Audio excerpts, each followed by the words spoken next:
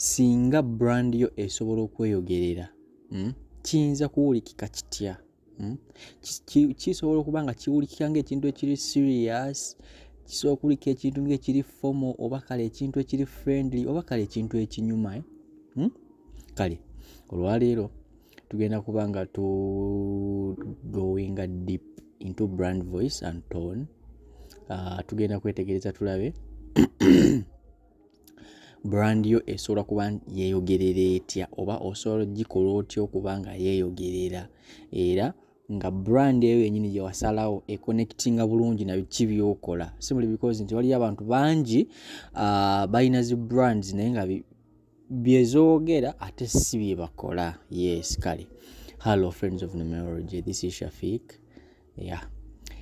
Ngenda kubatwala muko mentorship session eno. Tugenda kufocusinga nnyo ku on parts of branding, and that's ate nga abantu abamu babignoringa, ate nga twagambako this is a career currency. Mutwe branding otya okuba nti osuitinga mu caliber oba in the thing you are doing. Yes, kale. Tugenda kudivinga so today in brand voice and tone. Yes. So tunaamalirako olugendo lwaffe luno oba video yaffe eno ogenda kutegeera deeply, ogenda kutegeera nnyo brand voice and brand tone. So brand voice kyeki?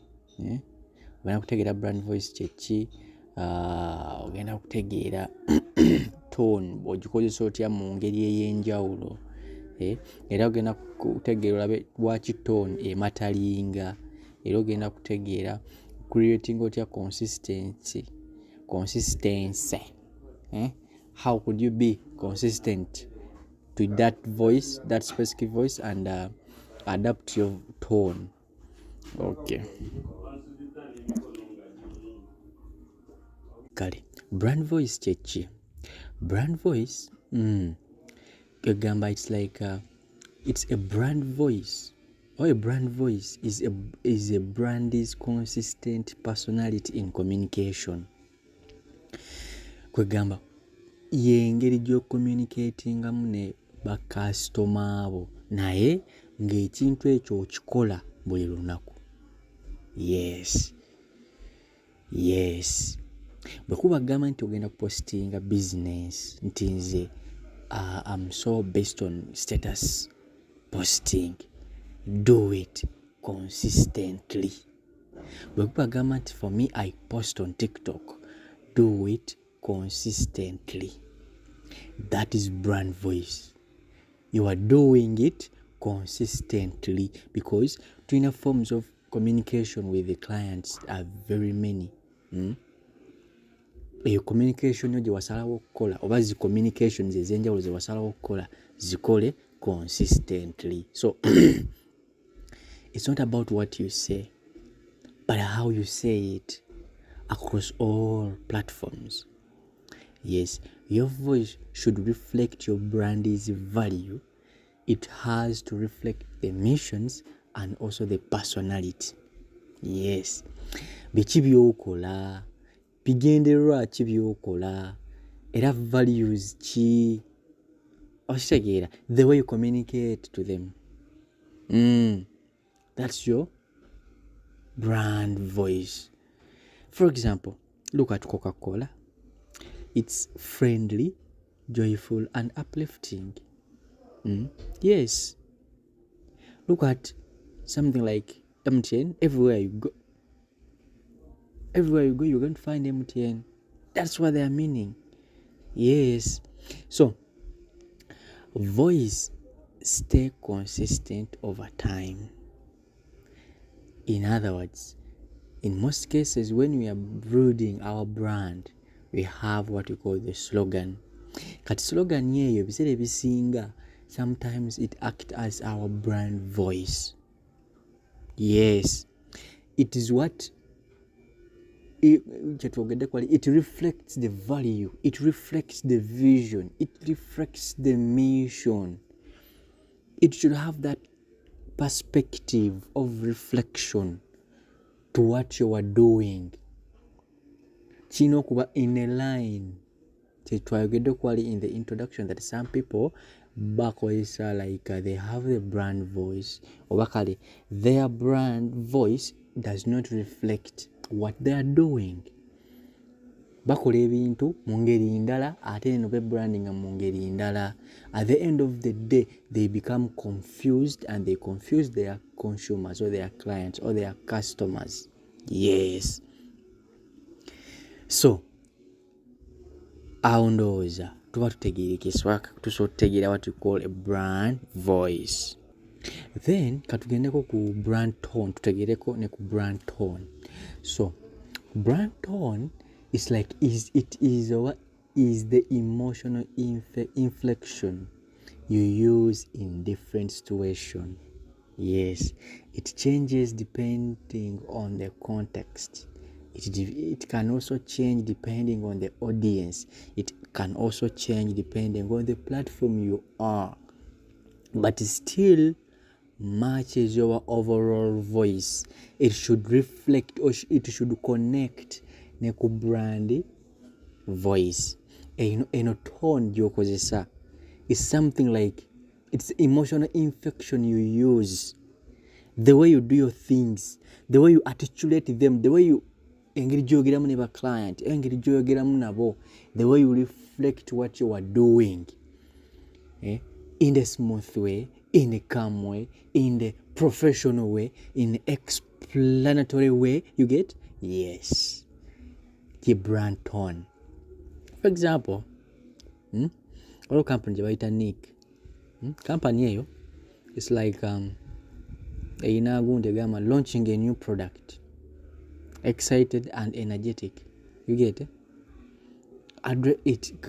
It addresses a sports tragedy.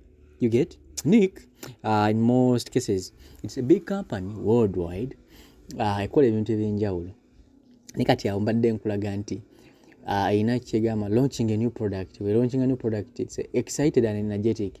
Excited and energetic is like it's like a slogan under that, because providing a new for example kali emipiira, engatto z'abasambi b'omupiira kandi teke ekifaananyi kati wano mu sports tragedy etugamba like empathetic and respectful, oba esobola okugamba like excited and energetic. You get? If you use that product, the way they're using their brand tone, it is excited and energetic. It is empathetic and respectful. The way they're using that tone, okuba nti baku attracting, okay, brand bajogeddeko eri something like it is excited brand eri exciting oba kale brand eri energetic, okitegeera. The way they are communicating to you, that's how kyetuyita brand tone. Kadi kyetugamba wano nti your own brand erina okuba nga eri friendly, okitegeera, naye ate nga eri formal, okitegeera. The way you are communicating, the way you are presenting it to the people, you get the point. Eyo tone gyokozesa. By the tujja kiraba maaso nti in every era tukirabe wali in something like tone depending on where you are, depending on audience, depending on the context, the way you are going to address. And when you are launching a certain product, the tone, the way you know kuchuka, the way you are communicating to the people, you get? Nekitegeeza ki? However, twayogedde kwali ku brand voice. Netuwa example ya like having a slogan. Sometimes the slogan is constant, but when we come to brand tone, it changes depending on the context, depending on the audience, and depending on the platform where you are. You get the point. So tujja kukirabira, you can see it like some kind of like in marketing. Coca-Cola naye ekyusiza nnyo gundi. Ekyusiza something like it's the way they are marketing their product, depending on the context, depending on the maybe on the era. You get? I mean the generation. yes ne bakyusa ne tujja kiraba maaso anyway. So ka brand tone tukafunyeyo ka hint, but we are going to internalize it more. Let us go on what we call why brand voice and tone matters. Waki tubyetaaga. This is so tugamba bizimba kye tuyita recognition. Kwegamba abantu bateekeddwa okuba nti bawulira nga bawulira brand yo newankubadde bagamba like tebamanyi linnya lyo, but they have to hear your brand. It build that recognition. It also create what we call trust. Kyetugewagedde kwa consistent communication. Joko mukuba that you say that I'm a status based. Every day you post the status. Every day you post a TikTok. It build that trust. Now this catch to fakola these kind of things. But they can't instantly buy, but they reach a point I saw status yagundi kuliko bwako bwakabi, let me go and do a kind of purchase. You get so wachi brand tone mataringa, wachi brand voice mataringa nti building a trust, a building a consistency. It can also connect emotionally. The right tone build a stronger relationship with your audience. The way you communicate, you get the point. The way you articulate your things, a building out trust. You get the point. So katulabe steps that so kuyitamu nga tuzimba brand voice. Step esooka, define your brand personality. Brand personality is very paramount. Kati ogenda ku defininga brand personality yo, kindly develop this brand personality ogenda gi developinga like you're going to define already according to what you have na wano wetulie tuze tuzimba brand yaffe. Kati wano tugenda kugidefininga, tuleme kudayateri from the scratch. So define your brand personality. Ogenda kulistinga ebintu bisatu oba bintu bitaano, like something which are like adjectives. Ojagamba like my brand personality is friendly, my brand personality is bold, my brand personality is like something which is playful. You get Then identify your audience. Ogenda kumanya ba audience bange bategeera lulimi ki. After understanding that, then ogenda connectinga nabo, connect with them. Then ogenda ku deciding a communication style. Kino kya kusatu, ogenda ku define a communication style. How are you going to talk with them? You get the point. Ogenda kwogera nabo in detailed way, ogenda kwogera nabo in explanatory way, or you are going to like story driven. You are going to tell them a story. How are you going to communicate, and how are you going to connect with those people so that they can trust you, so that you build that recognition character, so that you can create trust. You get the point. Then you are going to document it. We're going to creating a short brand voice guide to everyone who writes for your brand so that it can stay connect. Yes. So kati ogenda kwa adapting otya ne tone. Kati so tunyonyoke kino ogenda kwa adapting otya ne tone. It's like ogenda ku matchinga emotions. Ogenda ku matchinga emotions, yeah. Kugamba like bino biri bit so kind technical naye kale tugambe wali waggulu o developing otya brand voice yo, ogenda kufuna brand personality, ogenda ku identifying audience yo, then ogenda ku like ogenda kugamba bategeera lulimi ki, ogenda kugamba kale I'm going to communicate, you're going to develop kale communication style, then ogenda kumala obiwandiike wansi, then kati bwomala, that is what you're going to do. Then kati bwomala ogenda ku like ogenda ku adapting otya your tone. Kati ogenda ku like ogenda ku matching emotions zo like in the moment mu kaseera ako koonaaba olimu and bw'ozimatchinga ne audience yo like osobola okugamba nti they are in festive season or they are in this season okitegeera it will depend on the season mwe baba balimu okitegeera. So what you have to do is you are going to do the best platform gwe so okukolera mwalabi audience yo, you get the point. Then you have to respect cultural context. Why tolina kuvuma abantu, you have to address them in a good way, you have to address them in the respective way, you get the point.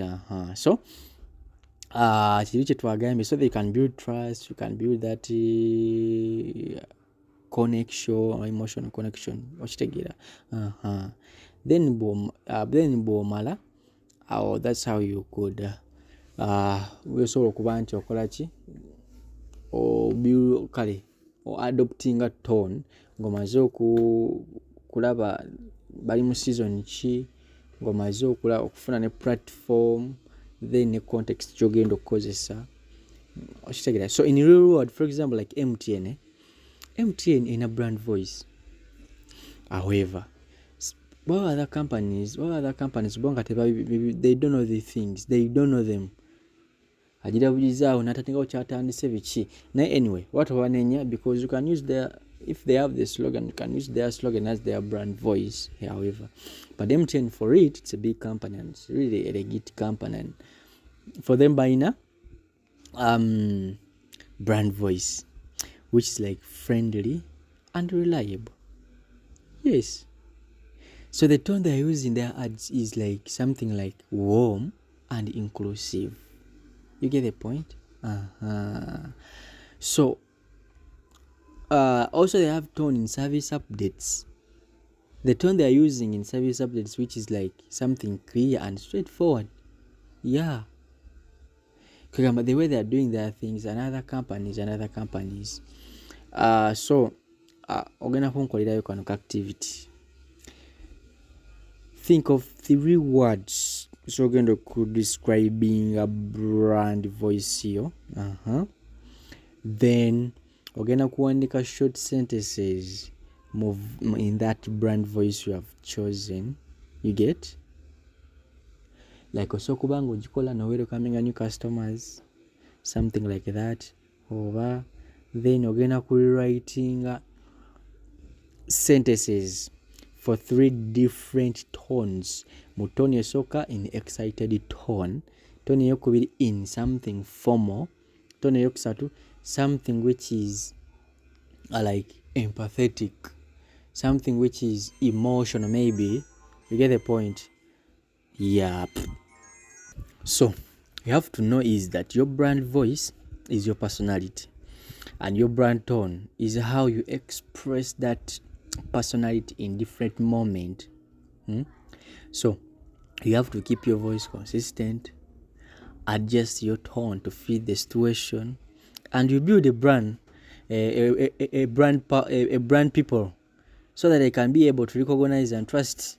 Yes, so that they can be able to recognize and trust you in each and every moment. Wow, now no matter what. Naye bakusanze abajja kwesiga abajja kola kitegeera. Yes, so ka message kaba kalungi kano, subscribe, sharing nga bwe tujja okweyongera mu maaso. Yes, thank you very much. I love you all.